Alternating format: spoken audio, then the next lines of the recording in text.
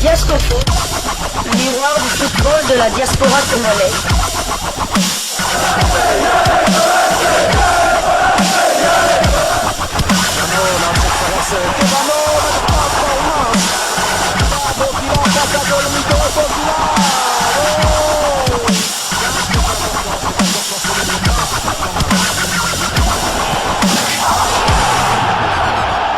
Diascofoot, le miroir du football de la diaspora congolaise. Vous êtes sur Diascofoot, le miroir du football de la diaspora congolaise. Diascofoot vous dit bonjour, tout le plaisir est pour nous de vous retrouver, mais surtout de savoir que vous êtes nombreux en train de suivre votre chaîne YouTube dédiée uniquement aux footballeurs de la diaspora congolaise. C'est l'heure de partager avec vous quelques news que nous avons pu récolter pour vous, des news concernant certains de nos internationaux ou des binationaux qui se sont illustrés dans leurs clubs respectifs. Et cela dans le cadre de cette deuxième livraison sportive de ce lundi 24 juin 2024. Une livraison qui nous conduit du côté de la Turquie.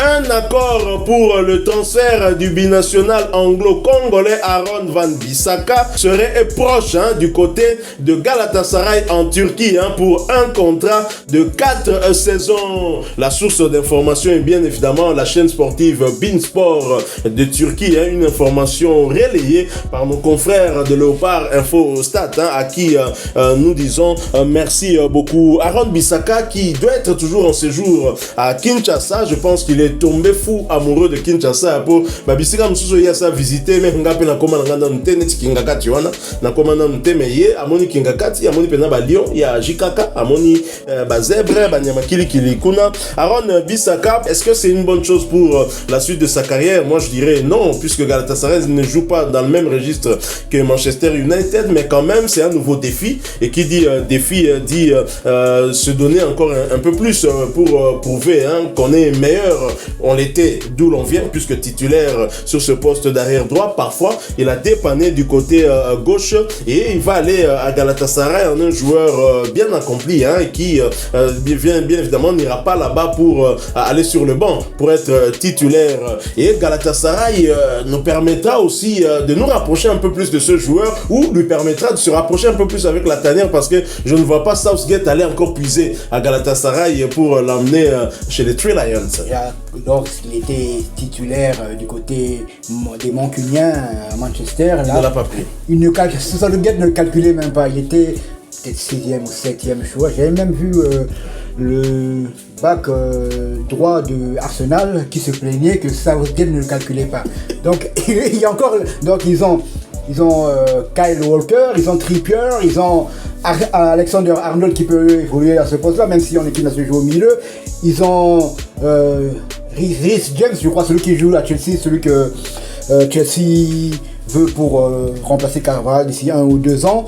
Et puis ils ont encore le joueur d'Arsenal. Donc Southgate ne calcule même pas Aaron Bissaka. J'espère que ce séjour à Kinshasa lui a fait beaucoup de bien. Ça lui a permis aussi de réfléchir de voir. Et puis s'il rejoint la Turquie, les Léopards se rapprochent. Arnaud Loussama nous a rejoint quand il est parti en Turquie. Cédric Bakam nous a rejoint quand il va arriver à Bursaspor en Turquie. Donc pourquoi pas Arnaud Bissaka. Mais j'ai cru lire aussi hier que l'Inter revient aussi à la charge. L'Inter revient à la charge pour remplacer le back droit Dumfries, le joueur des Pays-Bas. Donc il revient aussi à la charge. Donc ça sera un match serré, mais bon. On dirait qu'il a la préférence pour Galatasaray. Si vous me demandez entre les deux pays, très clairement, je choisirais l'Italie. Nous quittons l'Angleterre, nous allons cette fois du côté du Brésil. Et qui dit Brésil, vous savez bien évidemment de qui nous allons en parler. Au Brésil, on jouait la 9e journée de la Serie A brésilienne, première division. Criciúma qui recevait Botafogo l'a battu sur le score de 2-1. L'international congolais Yannick Yala Bolasie était bien évidemment titulaire du côté du Criciúma, mais il il a été remplacé à la 56e minute de jeu. À noter qu'il s'agissait de sa 7e titularisation consécutive. Et Yannick Yala-Bolasie a profité de ces 56 minutes pour porter à 801 minutes son temps de jeu sur les 1076 minutes possibles. Il a participé à tous les 11 matchs de son club avec à la clé un but inscrit et 2 passes décisives délivré. Après ce succès, Criciúma occupe la 13e place du championnat brésilien de première division avec 12 points, 3 victoires, 3 nuls et 3 défaites, 16 buts inscrits contre 16 encaissés. On peut dire que depuis le début du championnat, c'est pas un bilan positif, c'est pas négatif non plus. Donc le bilan est vraiment mitigé. C'est 3 victoires, 3 nuls et 3 défaites. Espérons en tout cas qu'il puisse accélérer pour engranger un peu plus de points. Prochain rendez-vous pour Criciúma et Yannick Yala-Bolasie, ce sera pour le compte de la 10e journée du même championnat et un déplacement sur le terrain de Sao Paulo. Ce match se jouera le vendredi 28 juin 2024 sous le coup de minuit heure de Kinshasa, 1h heure de Goma dans l'est de la République démocratique du Congo. Terminons par le ministère des Sports. Vous savez qu'il y a eu changement à la tête de ce ministère. Le chef de l'État a choisi Didier Boudimbu pour remplacer François-Claude Kabulo Mwana Kabulo. Après sa visite de 2 installations sportives quinoises, le ministre des Sports et Loisirs Didier Boudimbu s'est indigné de la situation lamentable de ces installations sportives. D'après lui, le stade des Martyrs et le stade Tata Raphaël nécessiteraient un lifting de fond en comble. Et bien évidemment, Didier Boudimbu indigné, je vais donc vous proposer ce court extrait de sa visite justement dans l'un des stades où il s'est exprimé après par rapport à son constat. Suivant, nous nous retrouvons tout de suite après. Diasco Foot, le miroir du football de la diaspora congolaise.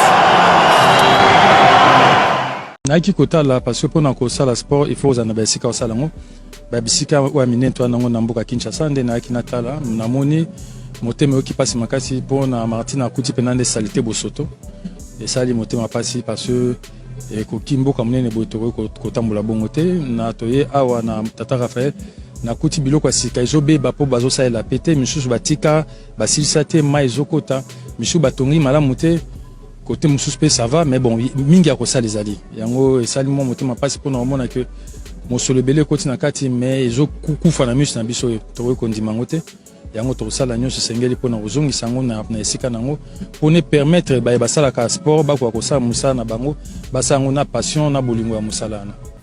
Voilà, nous sommes de retour. Vous avez suivi Didier Boudimbu et ma question est celle-ci. Au regard du constat de l'actuel ministre des Sports Didier Boudimbu, pouvons-nous dire que Daniel Safou avait raison sur François-Claude Kabulo Mwana Kabulo, lui qui déclarait ceci.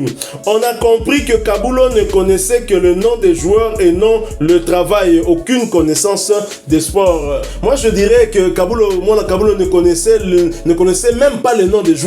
On a tous suivi ses commentaires avec le regretté Fouassa Ntombisa. François Kabulo Mwana Kabulo se perdait parfois sur les noms de ses propres joueurs, parfois des joueurs qui évoluent même au sein du championnat de la Ligue en foot.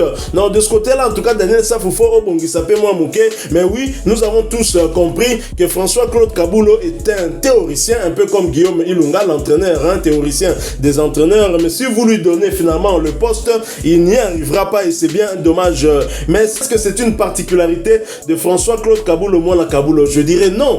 Tous les ministres qui se sont succédés, les 3 ministres qui se sont succédés avant l'avènement de Didier Boudimbu ont toujours eu à faire le même constat que Didier Boudimbu. Ce qui fait qu'on ne jugera pas l'actuel ministre des Sports par ses propos en amont, mais on va le juger en aval. Quand il va terminer sa mission, quand le chef de l'État va juger qu'il doit continuer ou non, et qu'il doit continuer à travailler avec lui dans ce département, c'est là maintenant que nous viendrons le juger. Tenez, lorsque Amos Mbayo, qui est aussi un expert dans le sport, c'est d'ailleurs lui le président du comité olympique congolais, arrive. Nous sommes le 25 avril 2020. Le ministre des Sports et Loisirs Amos Mbayo Kitenge a inspecté jeudi 23 avril les travaux de réhabilitation du stade des Martyrs. En 2020, il inspecte les travaux de réhabilitation du stade des Martyrs.